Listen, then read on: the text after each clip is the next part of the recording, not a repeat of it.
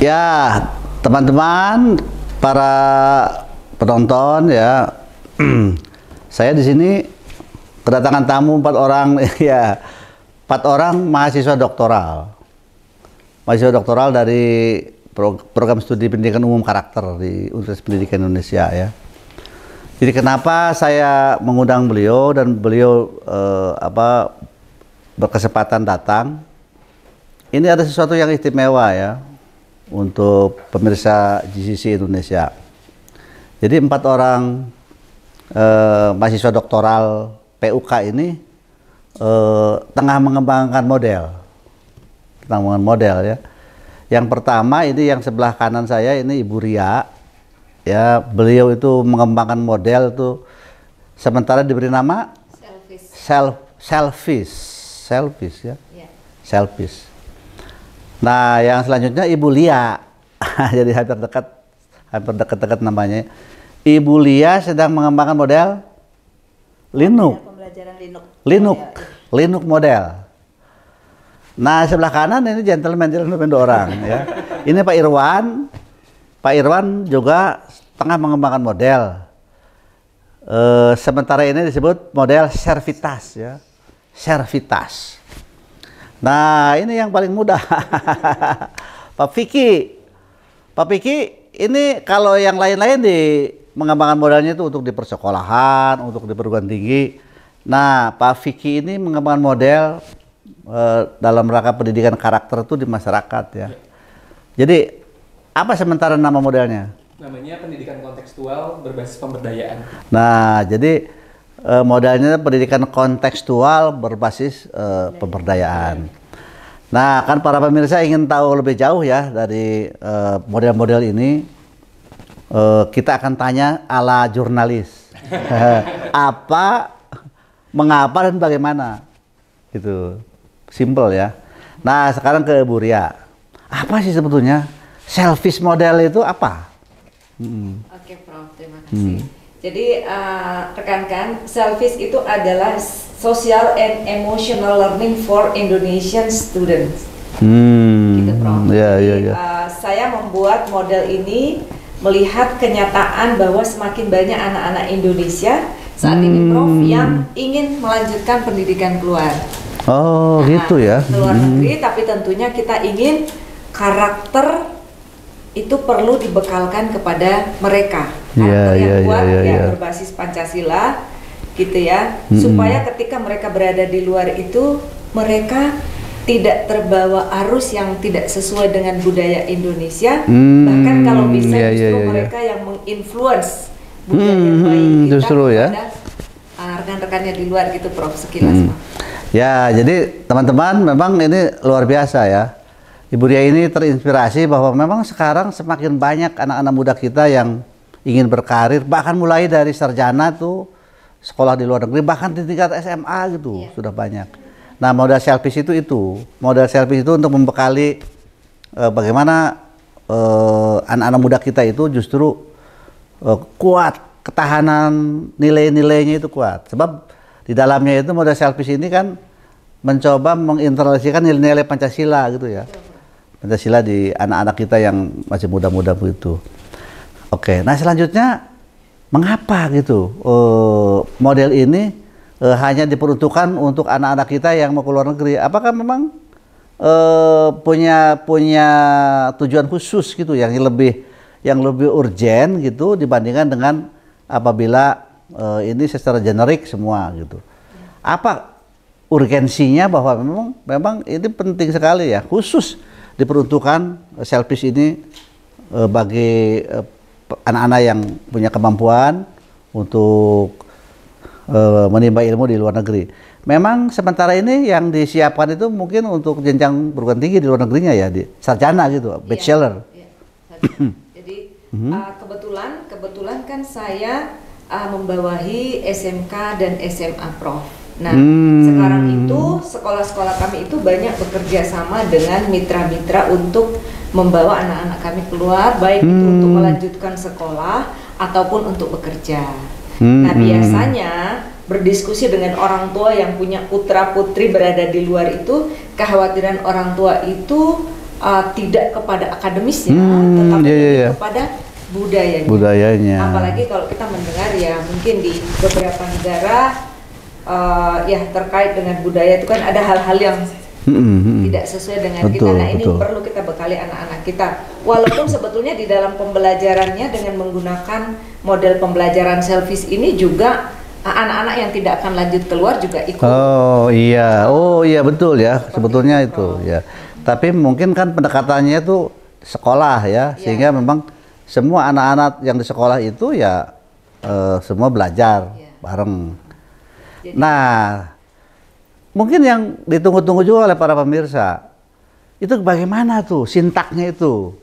Jadi bagaimana sintaknya itu bahwa nilai-nilai Pancasila itu kok bisanya lewat selfish ini kok lebih lebih manjur gitu ya untuk membekali anak-anak kita, terutama lebih tahan terhadap pengaruh budaya asing pada saat mereka adaptasi di luar negeri gitu. Bagaimana tuh sintaknya seperti apa? Jadi kenapa saya menganggap ini diperlukan Prof gitu ya? Karena ini dibasiskan kepada metodenya adalah dengan coaching.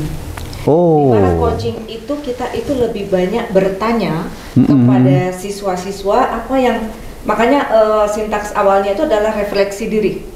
Jadi masing-masing anak ini perlu berefleksi terhadap dirinya, sebetulnya sudah sejauh mana sih saya itu menghayati nilai-nilai baik yang ada di taruhlah misalnya Pancasila, sejauh mana sih saya penghayatan saya terhadap itu. Lalu kemudian dengan metode coaching ini kan kita banyak bertanya sehingga kita itu akan mendapatkan yang disampaikan oleh anak-anak ini kan intrinsik dari dalam dirinya, sesuai dengan dirinya. Kita masing-masing manusia ini punya pengalaman, punya pengetahuan yang berbeda, sehingga kita kalau masih metode lama yang kita gunakan dengan instruksi, direction, itu kan kita seolah-olah istilahnya adalah outside in. Kita memaksakan sesuatu itu masuk ke dalam diri seseorang. Masing-masing orang punya pengalaman, pengetahuan. Tapi kalau kita menggunakan coaching inside out, apa yang ada di dalam diri saya, ini loh yang saya inginkan, sehingga guru itu sepantasnya untuk sering bertanya, apa yang menjadi tujuanmu bersekolah? Betul. Akademik tujuanmu seperti apa, targetnya seperti apa, dan guru akan memantau. Baik itu target akademis maupun target pribadi, sehingga nanti dipantau oleh coachnya ataupun guru. Makanya sangat setuju dengan kebijakan Pak Menteri Dasmen yang baru, Prof, bahwa guru yang mengawal karakter di sekolah tidak hanya guru BK, semua guru. Karena semua guru. Karakternya menjadi PR bangsa gitu, Prof. Jadi intinya adalah banyak refleksi dengan banyak bertanya, karena harapannya ini akan setiap anak unik, punya pengalaman dan pengetahuan yang berbeda. Terima kasih Bu Ria. Nah teman-teman, para pemirsa penasaran ya? Kalau masih penasaran, apa tuh selfish sebetulnya? Itu video lengkapnya model selfish itu sudah ada ya di channel GZ Isola Edu. Silakan kalau penasaran. Nah sementara kita akan beringsut dulu ke Ibu Lia, ya Ibu Lia. Ya, tadi pemirsa saya sudah menjelaskan, Ibu Lia juga sedang mengembangkan model. Ini modelnya tuh model literasi dan numeracy ya gitu. Disebut Linux model. Nah apa tuh Linux model itu? Oke, baik Prof. Sebetulnya terinspirasi karena saya adalah awarded dari micro kredensial numerasi Mendikbudristek tahun 2023. Jadi ada semacam tanggung jawab moral bahwa saya harus membantu teman-teman untuk mengembangkan numerasi di Indonesia gitu. Nah kebetulan juga saya di karakter, dan sebetulnya numerasi itu juga bisa membangun karakter, dan karakter juga sebetulnya juga include di situnya adalah literasi numerasi juga. Jadi saya mencoba menggabungkan gitu, mengintegrasikan antara pembelajaran literasi numerasi itu dengan karakter itu sendiri, Prof. Jadi literasi numerasi yang saya masukkan di sini tadi Linux itu literasi numerasi for karakter. Oh iya, jadi Linux itu literasi numerasi for karakter. Jadi Linux hebat ya. Nah sekarang mengapa ada ada persoalan apa tuh? Misalnya lewat Linux itu justru karakter anak-anak itu ya akan bisa dikembangkan ya, akan bisa ditumbuhkan misalnya. Iya, Pak. Kemampuan literasi numerasi itu. Mengapa? Iya, sebetulnya literasi numerasi itu menjadi hal yang dibutuhkan oleh anak kita. Berdasarkan juga nilai visa kita yang memang masih kurang. Ya masih sampai sekarang ya masih level 2 atau 3 begitu ya Prof ya, sedangkan yang lain sudah di 4 sampai 6 bahkan gitu ya kalau di negara luar. Kita masih rendah itu. Jadi ada kewajiban kita sebagai guru begitu untuk bisa menguatkan literasi numerasi. Kemudian juga kalau kita melihat dihubungkan dengan karakternya Indonesia begitu ya saat ini, itu juga rasanya miris ya Prof ya. Masih banyak sekali kata-kata kurang baik yang sangat mudah kita lihat di sekitar kita gitu, terutama untuk para pelajar di sini. Jadi saya berpikir saya harus membuat sebuah model untuk bisa mengintegrasikan antara literasi numerasi yang bisa mengembangkan karakter baik anak-anak kita gitu. Nah, jadi di literasi numerasi ini, posisi literasi numerasi ini juga akan menguatkan karakter, karena pada saat literasi numerasi yang dibangun itu sangat kontekstual, Prof. Karena kan orang-orang literat, orang-orang numerat itu pastinya harus bisa membuat apa yang mereka miliki, pengetahuan mereka miliki itu menjadi sebuah problem solver gitu bagi mereka. Keputusan terbaik buat mereka gitu. Sehingga diharapkan ya mereka bisa dengan kondisi zaman yang serba modern ini, yang globalisasi ini, mereka bisa betul-betul kuat menghadapinya. Gitu. Ya, nah pemirsa memang itu Linux itu ya. Jadi memang literasi numerasi itu juga penting juga dalam konteks menumbuhkan karakter ya, sehingga literasi numerasi for karakter. Dan lagi-lagi ya kita coba ingin tanya lebih lanjut, itu sintaksnya seperti apa model ini dipraktekkan? Iya, jadi sebetulnya kalau kita melihat bagaimana pembelajaran guru-guru kita ya Prof ya, itu sebetulnya sudah sangat bagus. Di problem based learning, project based learning itu juga sudah sebetulnya idealnya sudah bisa membangun karakter. Namun mungkin perlu dikuatkan kembali gitu, karena di saat sintak-sintak itu dibuat, teman-teman itu masih lupa untuk menguatkan juga karakter. Oh ya, gitu jadi, ya. Kalau di sintak yang saya buat di Linux ini, yang pertama sebetulnya tidak poin 1 sampai poin 6 ini tidak terlalu aneh gitu atau terlalu berbeda dengan yang lain. Jadi yang pertama adalah seperti biasa adalah pemberian rangsangan atau simulation, kemudian ada identifikasi masalah, gitu ya. Kemudian dilanjutkan dengan anak-anak itu harus mencari informasi, menggali informasi sebanyak mungkin. Dan di setiap langkah itu pastinya ada karakter yang harus kita bangun, Prof, gitu ya. Oh iya Jadi setelah menggali, lalu anak-anak menganalisis, gitu ya, menganalisis. Nah di situ kan bisa kita bangun karakter-karakter, misalnya tanggung jawab, kemudian kemandirian, kolaborasi, komunikasi, gitu. Itu sebetulnya yang harus dikuatkan oleh guru-guru. Gitu. Nah ini mungkin yang perlu kita ingatkan kembali dengan model ini gitu ya Prof. Nah jadi dari situ nanti setelah menganalisis mereka membuat pengembangan solusi, Prof. Solusi seperti apa yang juga tetap memikirkan karakter, memikirkan bagaimana pada prakteknya ini kita harus juga empati begitu ya, harus juga mempertanggungjawabkan solusi ini gitu tanpa kehilangan jati diri kita gitu. Nah yang kemudian adalah pastinya kita harus menyajikan. Karena anak-anak kita ini harus diajar juga untuk bisa men-show up-kan apa-apa yang mereka sudah lakukan dengan percaya diri, kemudian juga tetap bertanggung jawab dengan hasilnya dan bisa menerima masukan-masukan. Itu penting, Prof, gitu ya. Dan yang terakhir ini yang sedikit berbeda dengan mungkin model-modelnya adalah adaptasi solusi. Kadang-kadang kita masih mengadaptasikan gitu ya, tadi dengan karakter-karakter yang dibangun di tempat itu. Bisa jadi di satu tempat solusi ini baik gitu, tetapi di tempat lain mungkin tidak bagus gitu. Jadi memang harus ada langkah terakhir yang saya memang berbeda sedikit, itu adalah adaptasi solusi, Prof. Jadi adaptasi ini mudah-mudahan teman-teman, anak-anak juga belajar bahwa tidak semua solusi ini bisa ditempatkan di satu tempat, bisa jadi di tempat lain harus diadaptasi di sedemikian rupa. Nah pemirsa, terima kasih Bu Lia ya. Pemirsa, ini kan sangat menarik.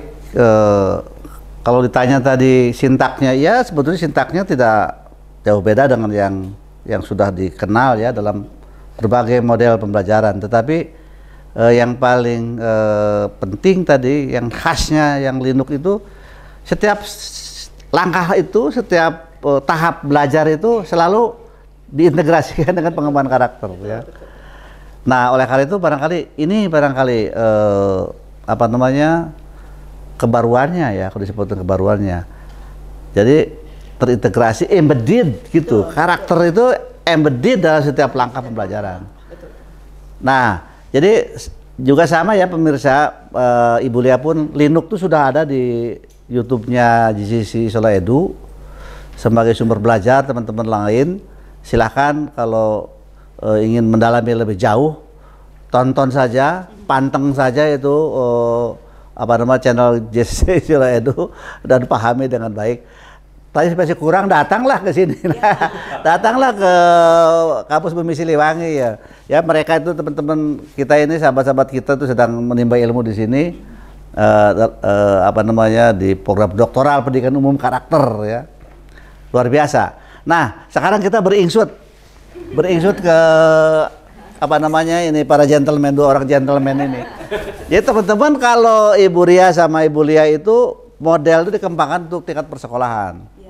Nah, ini Pak Irwan ini mengembangkan servitas itu di perguruan tinggi ya. Betul. Jadi sementara untuk pengembangannya di perguruan tinggi, siapa tahu nanti untuk meningkatkan abstraksinya temuan ini ya, untuk mengangkat ke jenjang teori itu nanti bisa diterapkan di berbagai bidang gitu misalnya. Nah, Pak Irwan, pertanyaan yang sama, apa, mengapa, bagaimana? Jadi apa servitas itu seperti apa gitu? Apa itu servitas itu, model servitas? Baik, Prof. Servitas sendiri sebetulnya satu istilah yang mempunyai makna melayani. Melayani. Serve. Oh iya, melayani ya. Jadi model servitas ini adalah satu model pembelajaran karakter untuk menanamkan nilai pelayanan di dalam diri seseorang. Ya. Kira-kira demikian. Ya, demikian. Model ini dibangun awalnya memang dalam konteks pendidikan tinggi, tetapi sangat mungkin ini bisa diterapkan di dalam konteks pelayanan masyarakat yang lebih luas. Pendidikan formal. Benar pemirsa. Jadi memang tadi sebelum acara dimulai kami sudah bincang-bincang. Jadi memang salah satu kehebatan model itu apabila memang model itu sangat generik gitu. Tapi tidak salah ya, awalan mengembangkan itu bisa ambil setting tempat-tempat tertentu. Nah, kita penasaran nih. Kalau begitu, ini kan to serve ya, servitas itu karakter yang melayani gitu. Memang segawat apa sebetulnya karakter ini yang perlu ditingkatkan ya? Kemampuan orang-orang kita itu melayani gitu. Bukankah memang enak dilayani? Gitu ya. Gimana? Apa yang melatar belakangnya kok ini penting banget nih, harus dikembangkan model karakter servitas ini. Ya, baik, Prof. Jadi dalam konteks masyarakat sebetulnya kita punya nilai luhur di bangsa kita ini soal gotong royong, saling membantu, saling memperhatikan. Tetapi seiring dengan perjalanan waktu ini kan semakin lama kan semakin tergerus nilai-nilai seperti itu gitu. Sehingga yang muncul adalah individualisme yang tumbuh subur di dalam kehidupan masyarakat. Nah, dalam konteks ketika saya mengembangkan model ini sebetulnya dikembangkan untuk mempersiapkan para rohaniwan.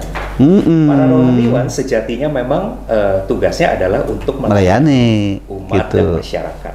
Tetapi sangat mungkin, Prof, calon-calon rohaniwan ini bukan hanya mereka hanya sekadar melayani sebagai sebuah pekerjaan. Tapi tidak ada karakter, tidak ada satu sikap atau nilai di dalam diri mereka untuk betul-betul melayani dari dalam hati mereka atau dari dalam diri mereka. Betul. Nah, ini menarik pemirsa ya. Saya pernah berkenalan dengan model seperti ini, model pelayanan itu.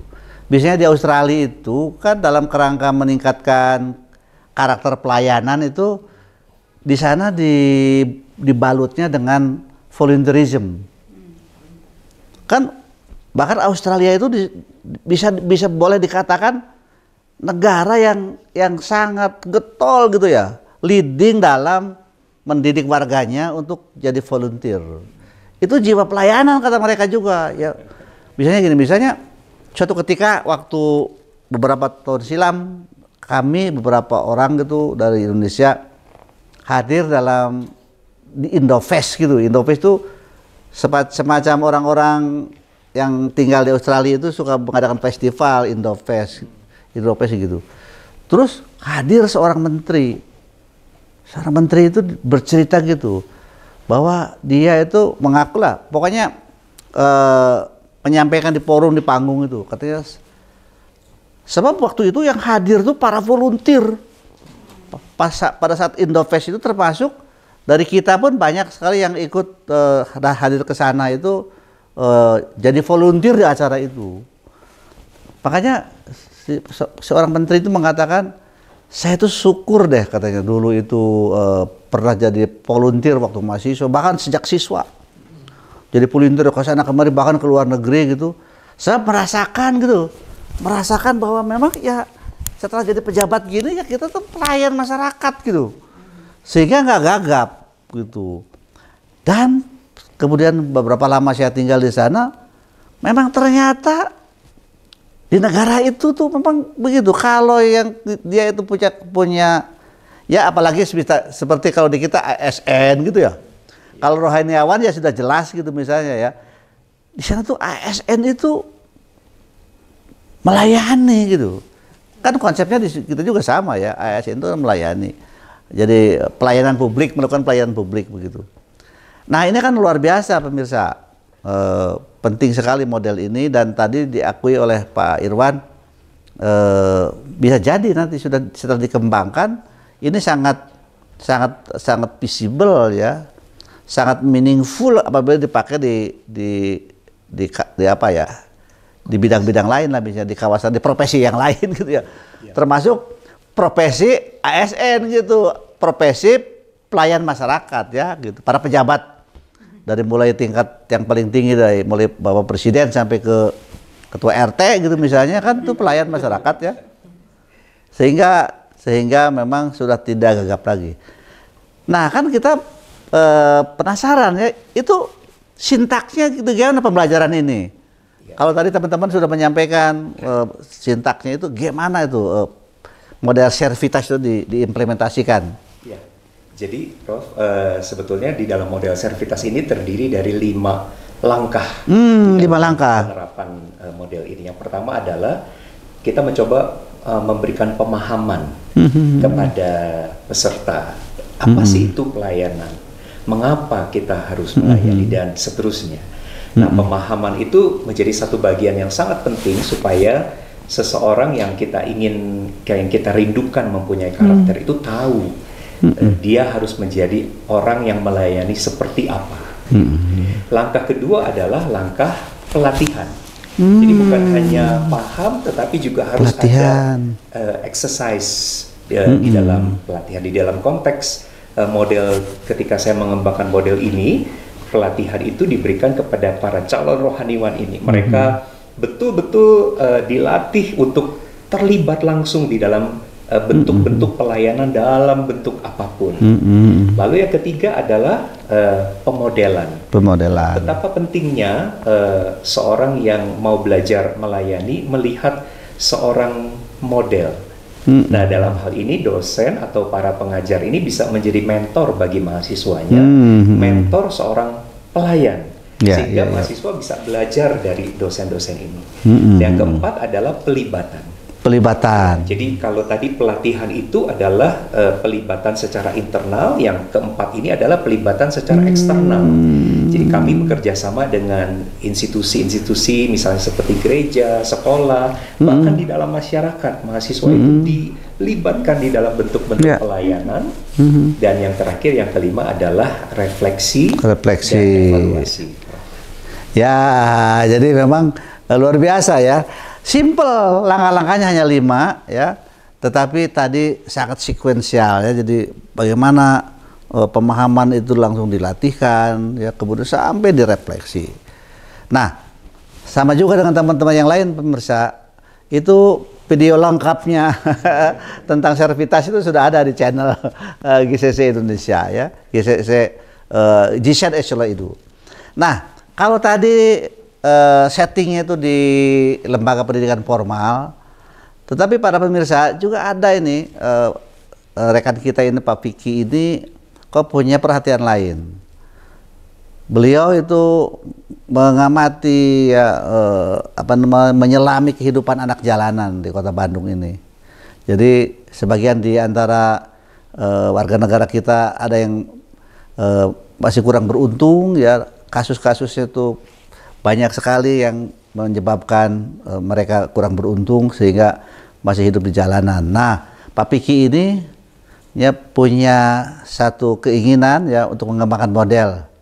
Bagaimana sih anak-anak jalanan pun yang memang memerlukan semacam sentuhan pendidikan ya, sehingga mereka itu juga bisa dientaskan dari kemiskinannya lewat pendidikan ini. Jadi sebetulnya apa tuh model pembelajaran yang dikembangkan Pak Vicky itu? Ya.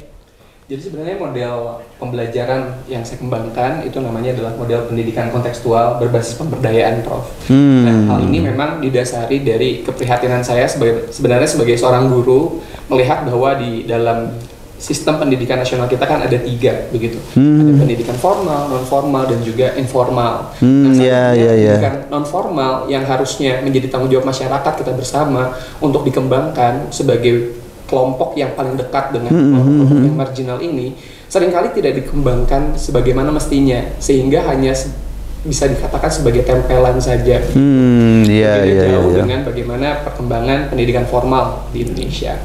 Dan saya melihat bahwa anak jalanan atau street connected children sebagai salah satu kelompok besarnya adalah anak-anak rawan.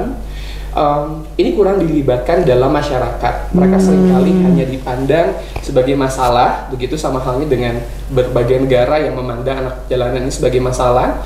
Padahal kita tahu bahwa suatu saat kelak mereka yang harusnya jadi subjek pembangunan, begitu. Makanya itu setelah saya belajar juga di pendidikan umum dan karakter, saya melihat bahwa karakter ini perlu diinfus kepada mereka tidak hanya secara moral, secara begitu, kurang lebih dasarnya kurang lebih seperti itu, Prof.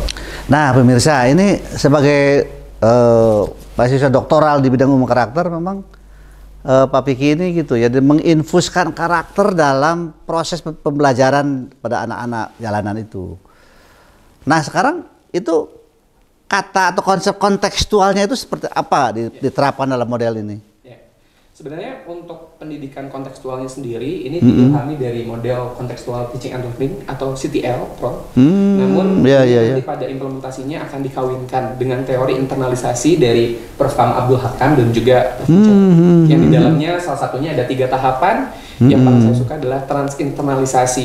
Bagaimana kemudian nilai-nilai moral karakter dan juga performa karakter yang akan kita berikan melalui sistem transmisi itu nanti akan diimplementasikan oleh mereka di dalam kehidupannya. Karena sebagai pendidikan yang bergerak di dalam non-formal education, tentu kita melihat bahwa mereka akan lebih banyak berinteraksi dengan kelompok jalanan yang memiliki subkultur yang berbeda dengan betul.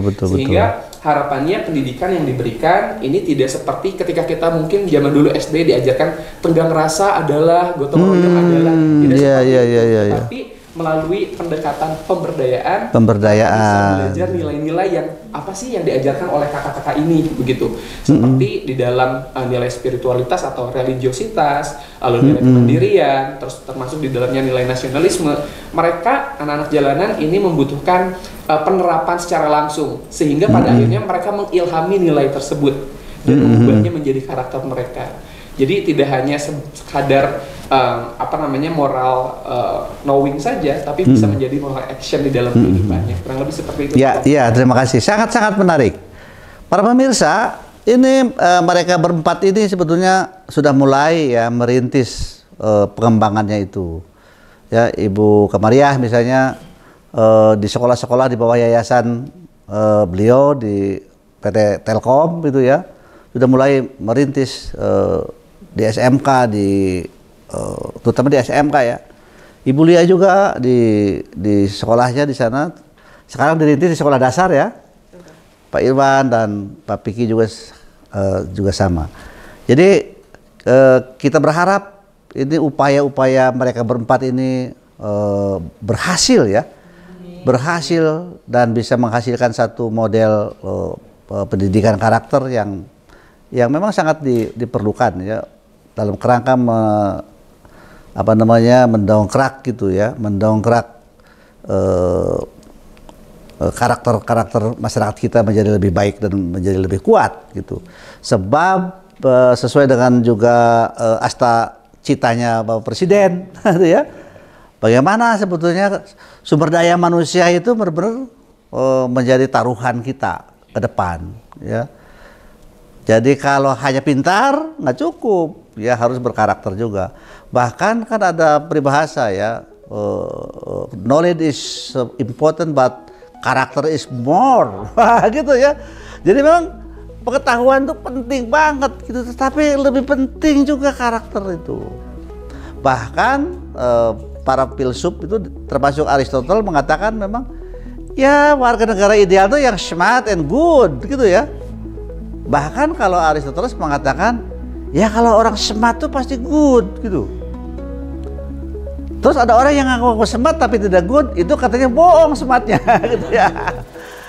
Jadi smart and good. Nah ini Ibu Lia kan misalnya menyandingkan bagaimana literasi numericity harus for character gitu. Sama-sama diinikan.